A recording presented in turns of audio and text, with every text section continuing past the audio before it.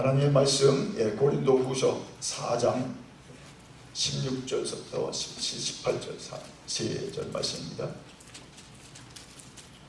자, 고린도후서 4장 같이 읽겠습니다. 4장 16, 17, 18절 찾으셨습니까? 4장 16절 그러므로 우리가 낙심하지 아니하노니 우리의 겉사람은 낡아지나 우리의 속사람은 날로 새로워지도다. 우리가 잠시 받는 환난에 경한 것이 지극히 크고 영원한 영광에 중한 것을 우리에게 이루게 함이니 우리가 주목하는 것은 보이는 것이 아니요 보이지 않는 것이니 보이는 것은 잠깐이요 보이지 않는 것은 영원함이라. 아멘. 자, 하나님의 말씀 우리 듣기 전에 335장 크고 놀라운 평화가 찬송 드리고 같이 말씀 듣겠습니다. 335장 1절과 3절 말씀.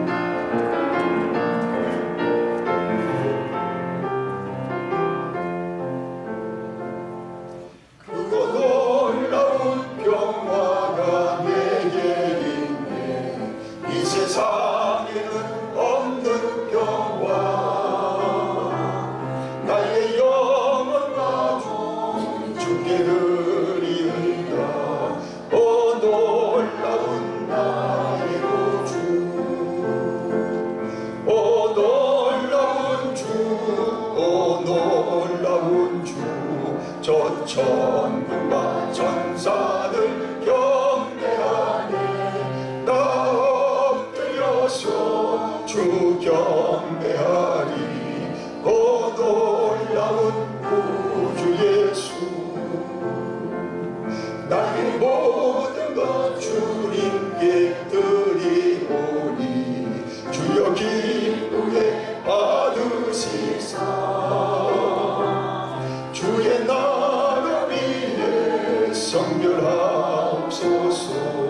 오 놀라운 나의 구주 오 놀라운 주 오 놀라운 주 저 천군과 천사들 경배하네. 나 엎드려서 주 경배하리. 오 놀라운 구주 예수 주의 광채가 찬란히 비춰오네. 전능하신 구세 주여 세상 끝날까지 찬양 드립니다. 오 놀라운 나의 구주 오 놀라운 주 오 놀라운 주 저 천군과 천사들 경배하네. 나 엎드려서 주 경배하리. 오 놀라운 구주 예수. 아멘. 다시 한번 기도합니다. 주님, 이제 말씀을 대하며 주님의 은총을 바랍니다. 부족한 종을 붙들어 주시고 성령으로 적힌 말씀 성령님이 도우셔서 성령의 일을 행하시옵소서. 영혼과 가정에 또 재단에 나라에 이루어 주옵소서. 주님, 당신의 말씀을 믿는 자에게 이루어 주옵소서. 예수님의 이름으로 축복하며 기도드리옵나이다. 아멘. 자, 오늘 본문을 의거해서 현실을 낙심치 않는 비결이라는 제목으로 말씀을 나누기 원합니다. 따라합시다. 현실을 낙심치 않는 비결. 자, 하나님께서 우리 당신 자녀들에게 하는 두 가지 방식이 있습니다. 한 가지 방식은 우리가 기도하는 대로 하나님 다 들어주는 겁니다. 우리가 필요한 대로 하나님 다 응답하시고 다 해결해 주시는 겁니다. 자, 그것이 한 방법이고요. 또 하나는 우리가 원하는 것을 들어주지 않는 것입니다. 여러분 경험하시죠? 기도했는데 아직도 응답이 없는 거예요. 자, 우리의 그 요구를 들어주는 대신 우리가 더욱 가치 있고 차원 높은 것에 눈을 돌리도록 인도하시는 겁니다. 그러니까 첫째 것만 아시면 여러분이 매우 신앙생활 실망하지. 그러나 또 다른 차원이 있을 때 우리가 하나님의 또 다른 부여를 우리가 경험하게 됩니다. 자, 그러므로 우리가 요구한 걸 다 하나님 들어준다는 생각으로 신앙생활은 매우 많이 어려움도 당하고 또 실망도 하게 됩니다. 또 하나님의 뜻을 또 제대로 알지도 못한 것입니다. 우리가 믿음으로 기도하고 간구하면 무엇이든지 다 100% 응답된다. 그래야 정말 신앙이 좋다, 신앙이 정말 최고다. 그 오해입니다. 자, 이것은 예수 믿는 자는 뭐든지 다 잘 돼야 한다는 정말 cheap grace, 사고로 그런 신앙관이 됩니다. 자, 예수님을 믿는다고 해서 모든 문제가 다 사라지지 않습니다. 하나님은 한 번도 그런 약속을 하신 적이 없습니다. 그럼에도 불구하고 많은 사람들이 낙관적인 생각을 가지고 신앙생활을 시작했다가 이러한 현실의 벽에 부딪힐 때 쉽게 낙담하는 것을 보게 됩니다. 여러분, 사도 바울을 보시기 바랍니다. 그는 우리보다 몇 값절이나 은사를 더 많이 받은 사람입니다. 그는 기도할 때마다 하나님이 놀랍게 응답해 주셨던 기도의 사람입니다. 그럼에도 불구하고 그가 일생 동안 고통스러운 일을 얼마나 많이 당했습니까? 고린도 후서 오늘 그 본문 앞에 보면요, 그가 8, 9절에 보니까 그가 날마다 사방으로 우겨 싸움을 당하기도 했고, 또 답답한 일을 또 당한 것이 한두 번이 아니었고, 또 복음을 전하다가 돌팔매질도 당했고, 또 매도 수없이 맞았고, 또 감옥에 가기도 참 여러 번 했다고 했습니다. 자, 이와 같이 극심한 핍박을 받고 거꾸로 튀임을 당하는 바울을 보면 예수님의 그 죽음을 대신 짊어지고 가는 사람처럼 보입니다. 자, 바울처럼 믿음이 좋고 또 기도를 많이 한 사람이 왜 이토록 많은 문제를 안고 인생을 살아야 합니까? 그가 선교사이기 때문에 그렇습니까? 절대로 그렇지 않습니다. 만약 그렇다면 선교사가 아닌 사람들은 기도할 때마다 무엇이나 다 응답을 받아야 하지 않습니까? 솔직히 말해서 우리가 아무리 믿음이 좋고 기도를 많이 해도 문제가 그대로 남는 경우가 많습니다. 하나님이 안 계신 겁니까? 하나님의 능력이 부족한 겁니까? 성경 말씀이 거짓된 것입니까? 아니면 나의 믿음이 잘못된 것입니까? 그렇지 않습니다. 자, 성경을 자세히 우리가 읽어보십시다. 하나님께서 믿음의 사람을 여전히 문제와 고통 가운데 있게 하시는 데는 목적과 이유가 있기 때문입니다. 여러분, 그렇게 믿으십니까? 그러므로 우리가 당하는 문제와 고통 앞에서 낙심하지 않기 위해서 그 이유를 분명히 알아야 됩니다. 그런 의미에서 우리는 오늘 본문 말씀을 통해서 주님이 들려주는 음성을 우리가 귀 기울여야 될 줄 믿습니다. 사도 바울은 오늘 본문에서 자신이 당한 3가지 문제를 예를 들면서 그럼에도 불구하고 우리가 낙심치 않아야 되는 분명한 이유를 밝혀주고 있습니다. 자, 우리 16절을 먼저 읽읍시다. 자, 누구나 16절에 그 어떤 문제를 우리가 다 처하고 있는데, 자, 한번 읽겠습니다. 16절. 그러므로 우리가 낙심하지 아니하노니 우리의 겉사람은 낡아지나 우리의 속사람은 날로 새로워지도다 했습니다. 자, 바울은 겉사람이 낡아진다는 것을 말하고 있습니다. 어떤 말씀입니까? 점점 시들어간다는 것입니다. 우리 몸이 정말 연령과 나이를 따라 자꾸 약해지고 쇠약해지는 것입니다. 그래서 정말 우리가 젊은 때와 같은 그런 기력도 아니고 또한 힘도 쓸 수 없는 것을 우리가 직면하게 됩니다. 그래서 나이가 들면 거울에 비친 자기 얼굴을 들여면서 이제 늙는구나 하는 그런 탄식을 우리가 하게 됩니다. 자, 고린도 후서 이 그 편지를 쓸 당시에 바울 사도는 한 40대 후반이나 50대 초반으로 이렇게 우리가 알게 됩니다. 누구나 40대 후반이 되면 늙는 거에 대한 안타까움이 생기지 않습니까? 바울처럼 탁월한 믿음의 인물도 늙는 거에 대한 아쉬움이 있었던 것입니다. 자, 인간이기 때문에 그렇습니다. 아무리 안 그런 척해도 인간은 자신이 늙어가는 것에 대한 아쉬움을 숨기지 못하는 것입니다. 늙는 것은 좋아하는 사람이 아무도 없기 때문입니다. 자, 우리는 사도 바울을 본받아야 합니다. 우리의 겉사람은 반드시 쇠락하게 되어 있습니다. 다시 말해 우리가 늙는다는 것은 피할 수 없는 사실입니다. 자, 그럼에도 또 우리는 낙심할 필요가 없습니다. 왜 그렇습니까? 그 다음 절이 뭐예요? 낙심하지 아니하노니 어떻다고 그랬어요? 우리의 속사람은 날로 새로워지는도다. 우리의 속사람은 날로 새로워지는도다. 하나님이 우리의 영혼에 심겨진 그 생명의 씨앗을 우리의 바깥과 달리 자라가고 또 성숙해 간다는 것입니다. 자, 그래서 정말 신앙 좋은 사람들이 그 나이가 이제 더 이렇게 들어가시면서 그렇게 아름다운 신앙생활하는 모습을 많이 보는 것을 봅니다. 젊은 사람들은 신앙의 열심이 작기 때문에 안정성이 없습니다. 그러나 정말 나이가 들수록 신앙이 털을 굳게 잡고 뿌리를 깊게 내려 속사람이 하나님과 더 참 대면하는 차원이 깊어진다는, 이것이 우리가 외면으로 쇠락하고 약해지는 거 걱정할 필요 없다는 거지. 자, 그러므로 겉사람은 조금 취하여가는 것으로 우리가 염려하기보다 정말 우리의 속사람이, 우리가 거듭난 자아가 주님으로 인하여 더 풍성해지고 강해지고 또 원숙해지는 것을 여러분 확인하시기 바랍니다. 나이로 인한 젊음이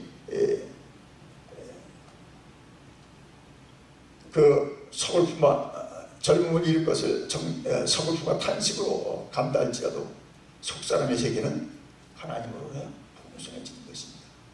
확인하시기 바랍니다. 물론 나이가 영적 성숙을 보장하는 건 아닙니다. 그러나 그것이 더 가치와 도전을 갖게 하기 때문에 노력해야 됩니다. 그러므로 믿음의 사람들은 세상 사람들이 외면을 치장하고 외면을 정말 신경 쓰는 데 비해서 내면은 속사람을 우리가 강건하게 하는 데 힘을 써야 합니다. 그럴 때 우리들은 외양으로 인하여 낙심치 않는 것이죠. 여러분 모두 속사람 아름답게 갖고 가기에 최선을 다하기를 예수님의 이름으로 축원합니다. 자, 우리 두 번째 17절 한번 봅시다. 17절 보면요, 같이 읽겠습니다.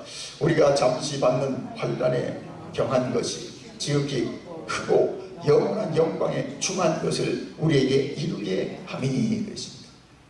자, 우리가 보기에 바울은 낙담할 만한 일들이 너무나 많았습니다. 그에게 육신의 가시가 있었습니다. 어떻게 해결할 수 없는, 기도로도 안 되는 그런 어떤 질병이 있었습니다. 그는 안팎으로 여러 가지 어려운 일들을 수없이 당했습니다. 그러나 바울은 결코 낙망하지 않았습니다. 그는 자기가 현실적으로 받는 고통과 문제들을 잠시 받는 것으로, 오늘 본문처럼 잠시 받는 것으로, 잠시 받는 것이라 했습니다. 그리고 오히려 경한 것이라, 가벼운 것이라 여겼습니다. 성도 여러분, 우리 역시 현실 속에서 여러 가지 우리가 문제와 고통을 당할 수 있습니다. 그러나 그렇다고 낙심할 필요가 전혀 없습니다. 왜냐하면 그것들은 영원한 내세의 영광과 비교해서는 그때 정말 순간적이고 또한 가벼운 것에 불과하기 때문인 것입니다. 우리가 어떠한 그 관점을 가지고 세상을 보느냐는 것은 굉장히 중요합니다.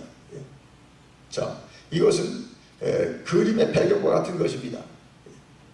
배경이 없다면 두더지가 이렇게 파놓은 흙더기가 산처럼 보일 수도 있습니다. 자, 그림은 볼 때 배경을 모르면 그 그림을 제대로 이해하기 어려운 것입니다. 바로 이러한 의미에서 나에게 닥치는 문제와 고통을 바라보는 관점은 우리의 생각의 배경이 됩니다. 성도 여러분, 문제를 여러분 어떠한 배경으로 바라보십니까? 현실이 배경입니까? 아니면 정말 영원한 하나님의 나라 영광입니까? 자, 만일 우리의 배경이 달라지면 현실을 보는 눈 역시 완전히 달라지는 것입니다. 하나님이나 내세의 소망이 없이 이 세상의 문제를 바라보면 참담하게 느낄 수밖에 없습니다. 예수님에 대해서 아는 것도 없고 또 현재의 삶에 대한 목적과 의미도 모르는 사람이 세속적인 그런 생각의 배경만 가지고 이 세상 문제를 쳐다볼 때 얼마나 막연하고 암담한 생각뿐이겠습니까? 자, 그러므로 우리가 어떤 배경을 가지냐 하는 것은 이처럼 매우 중요합니다. 예. 자, 크리스찬이 세상 사람과 다른 것은 정확하고 또 분명한 배경을 가지고 있는 것입니다. 예. 그 배경은 바로 하나님. 예. 하나님. 예. 그리고 주님을 통해서 얻게 된 영원한 내세입니다. 예. 자, 보이지 않는 내세가 그리스도인들의 생각의 배후를 좌우하는 것입니다. 이 내세를 배경으로 현실을 바라보기 때문에 문제를 바라보는 관점이 세상 사람과 다를 수밖에 없는 것입니다. 지난 몇 주 전에 있었던 그 프랑스 그 남부 휴양지 니스에서 정말 사고를 예를 들어 봅시다. 자, 하나님을 배경 두지 않은 사람은 죽은 사람들을 보고 참 너무도 참 불행한 것이라고만 그렇게 그냥 동정할 뿐입니다. 그들은 절대 그 이상을 생각하지 못합니다. 참 재수없게 그렇게 됐네. 여행을 갔다 어떻게 그런 봉변을 당하나. 그렇게 빨리 생각하지 못합니다. 어떤 사람이 실패를 하면 그거 참 안 됐다. 또 어떤 이가 실풍을 당하면 팔자가 상하서 그런 비극이 찾아온 것처럼 생각합니다. 달리 생각할 만한 진리의 배경을 가지고 있지 않기 때문에 그렇습니다. 그러나 우리의 배경을 현실, 여건이 아닙니다. 주님과 함께 누릴 영원한 영광입니다. 자, 그래서 로마서 8장 17절에서 우리가 당하는 고난을 무슨 배경으로 놓고 보아야 하는지를 말씀은 정확하게 말씀해 주고 있습니다. 우리가 그와 함께 영광을 받기 위하여 고난도 함께 받아야 될 것입니다. 자, 한번 따라합시다. 우리가 그와 함께 영광을 받기 위하여 고난도 함께 받아야 될 것입니다. 자, 하나님께서는 지혜로운 분이시기 때문에 필요하다고 판단하실 때는 우리가 현실에서 겪는 그 문제와 고통을 전부 제거하시지 않냐고 부분적으로 남겨두시는 때가 있습니다. 몇 년 동안 어떤 문제를 놓고 기도해도 안 들어주시는 경우가 있습니다. 예수님을 잘 믿는데 여전히 가난할 수도 있습니다. 또 믿음으로 바로 한다고 했는데 계획된 일이 실패할 수도 있습니다. 모든 것이 해결된다는 것은 사실과 다릅니다. 아무리 하나님 앞에 매달려도 못 들으신 것이 아닌가 할 정도로 가만히 계실 때도 있는 것입니다. 그럴 때 우리 이렇게 호소하지 않습니까? 하나님 왜 나에게 이와 같은 문제와 고통이 떠나지 않고 나를 계속 엄습합니까? 내 믿음이 적은 것입니까? 하나님 정말 계시기는 하신 것입니까? 온갖 우리가 회의에 빠지게 됩니다. 자, 그러나 우리의 믿음이 적어서가 아니고 또 하나님이 안 계셔서 그런 것이 아닙니다. 하나님이 우리에게 문제와 고통을 남겨두신 것은 우리의 눈을 영원한 영광으로 돌리시기 위함입니다. 이제 내가 해도 안 되고 어떻게 하는 거? 그래서 하나님께 내 시야를 옮기게 하는 겁니다. 캄캄한 가운데서도 우리로 하여금 놀라운 은혜를 받게 하기 위해서입니다. 자, 우리 중에는 문제와 고통 때문에 하나님을 믿게 된 사람들이 많습니다. 만약 하나님께서 문제와 고통을 다 거두어 가셨다면 우리는 아마 예수님을 안 믿게 되었을지도 모릅니다. 어디 그뿐입니까? 하나님의 자녀가 된 후에도 문제가 아직 그대로 남아있는 경우를 자주 봅니다. 자, 그 이유가 무엇입니까? 그 문제를 조개 안에 모래알처럼 사용하셔서 영롱한 빛을 발하는 하나님의 진주처럼 만들고 싶어 하시기 때문입니다. 하나님의 사람을 만들어가는 거죠. 그걸 통해서 하나님만 의지한 사람 되게 하는 거죠. 아멘. 자, 하나님 앞에서 참 아름다운 향기를 풍기는 성도들을 보시기 바랍니다. 그들은 세상을 살면서 자주 고통하며 또 씨름하는 인생의 어두운 밤을 걸어간 사람들입니다. 어쩌면 그런 암담한 상황이 없었다면 그들은 향기보다 아마 썩는 냄새를 피웠을지도 모릅니다. 자, 그러므로 여러분, 하나님이 기도 들어주지 않는다고 낙심하지 마시기 바랍니다. 기도를 들어주실 때도 있지만 안 들어주실 때가 역시 많은 것입니다. 그러나 바로 그러한 때 하나님은 더 큰 일을 하고 계신 겁니다. 아멘. 예수님을 믿어도 문제가 떠나지 않습니까? 절대 낙심하지 말기 바랍니다. 때가 되면 하나님 반드시 그 문제를 하나님 방식으로 해결하실 것입니다. 자, 그러나 해결해 주시지 않을 때는 하나님이 더 큰 일을 하고 계신 것을 기억하시기 바랍니다. 오늘 그것이 9절 말씀 아닙니까? 19절 17절 말씀이죠. 우리가 잠시 받는 환난에 경한 것이 지극히 크고 영원한 영광에 중한 것을 우리에게 이루려 함이니. 아멘. 자, 하나님은 그러한 어려움을 통해서 영원한 내세 영광을 바라보게 하십니다. 그리고 세상의 문제를 바라보는 내 마음의 눈의 배경을 정말 하나님 나라의 영광으로 바꾸시기 바랍니다.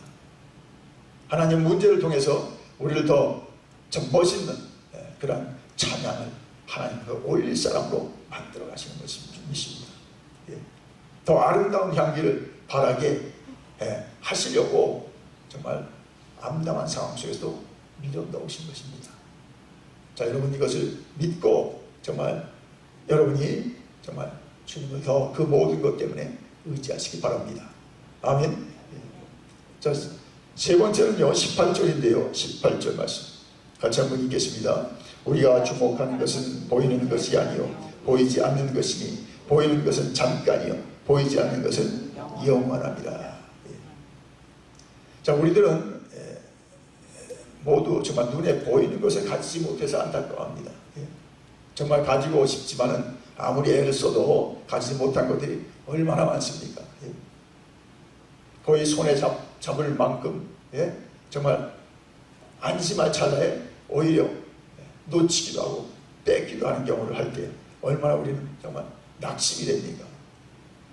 자, 이러한 현실은 우리를 매우 고통스럽게 하고 낙심하게 만듭니다. 그러나 보이는 것은 잠깐이고 지나가는 것이라는 것을 오늘 말씀은 밝혀주고 있습니다. 우리에게 보이지 않는 영원한 것이 있음을 여러분 믿으시기 바랍니다. 아멘. 바울은 그것을 바라보며 오히려 감사했던 것입니다.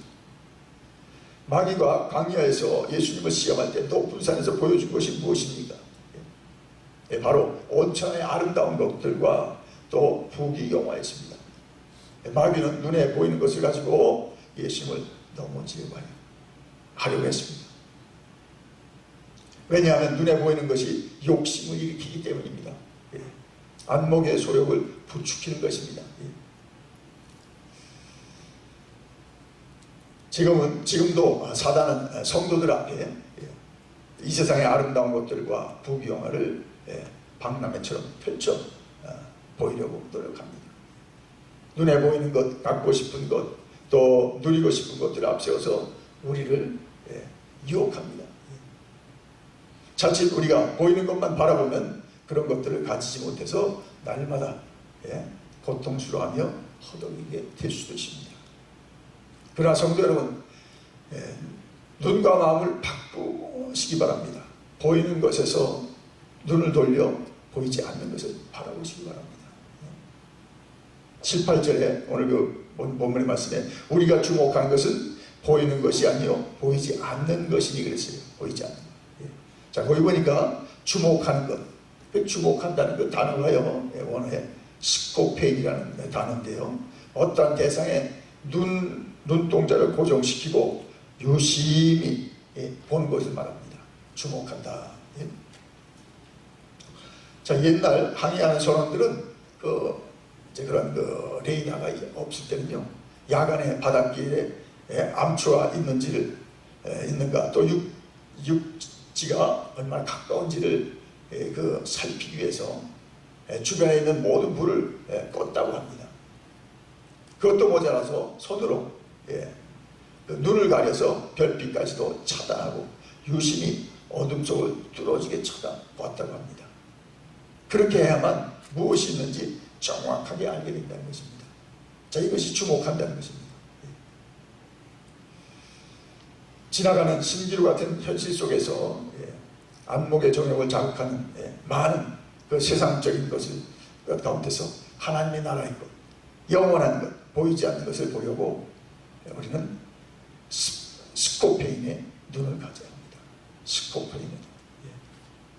믿음의 눈을 예리하게 뜨고 또 주변에서 현란하게 움직이는 빛들을 모두 차단하고 유심히 그 보이지 않는 곳을 집중해야 합니다. 그렇게 할 때 드디어 영원한 것이 나를 기다리고 있다는 사실을 눈으로 확인해 줄 것입니다. 잠시 반짝이다가 꺼지는 온갖 세상의 불빛으로 인해 사방을 두리번거리는 사람은 절대로 이것을 볼 수 못합니다. 사랑하는 여러분, 정말 내세와 영원한 세계에 대해서 확신을 가지고 계십니까? 그렇다면 정말 우리가 남들보다 좀 부족한 것, 또 없는 것을 약고 죽지 말기 바랍니다. 자, 솔로몬이 말한 것처럼 그것들을 잡으려고 우리가 참 안다는 것은 지나가는 바람을 잡으려는 것과 같은 헛된 것인 줄 것입니다. 그래서 하나님은 썩어 없어지고 지나가는 것에 불과한 것들을 우리가 달라는 대로 다 주지 않는 것입니다.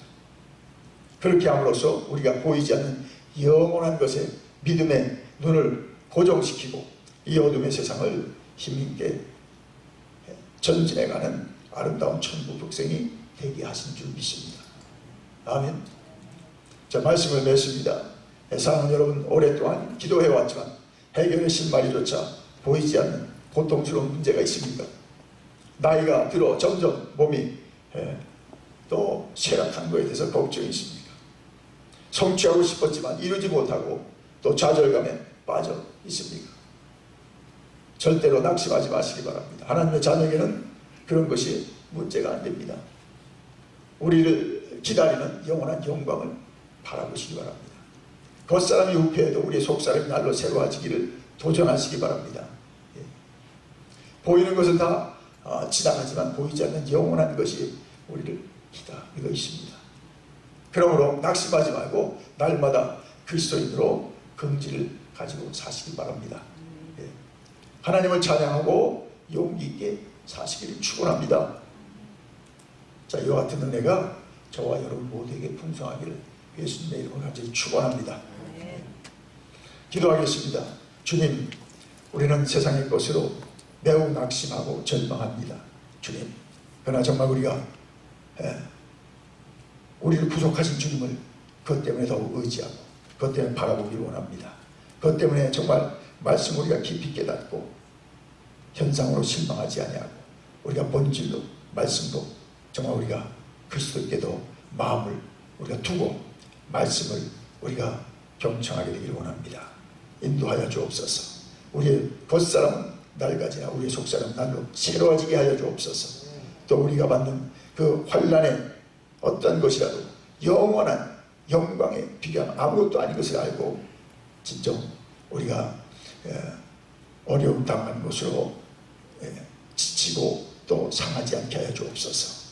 또한 우리가 주목하는 것은 영원한 것이라 했으니 또 보이지 않는 것을 우리가 바라보라고 했으니 언제든지 보이는 것 때문에 실망하고 좌절하고 또 잘못되지 않게 하시고 영원한 것 하나님이 준비한 그 본질을 우리가 바라보는 눈을 갖고 어떤 가운데도 주님께 정말 다 거룩한 종들로 나아가게 하시고 이 정말 낙심받는 세상에서 하나님의 정말 그런 용기 있는 그런 주의 종들로 쓰임받게 하여 주옵소서. 예수님의 이름으로 축복하며 감사기도 드리옵나이다.